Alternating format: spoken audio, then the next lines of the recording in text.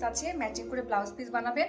আর এই শাড়িটা এভাবে শাড়িটার সাথে এই গয়নাটা আমার মনে হয় যে খুবই ভালো লাগবে। এটার সাথে এটা আমি অফার করলাম।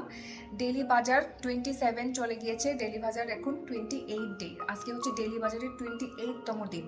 আর আমি যেরকম একটা ফতুয়া আর প্যান্ট পরে আছি, এই প্যান্টটা আপনাদেরকে দেখাই। এই প্যান্টটা হচ্ছে আপনার এরকম যদি কটন ফতুয়ার এরকম প্যান্ট চান, আমি কিন্তু আপনাদেরকে দিতে পারবো।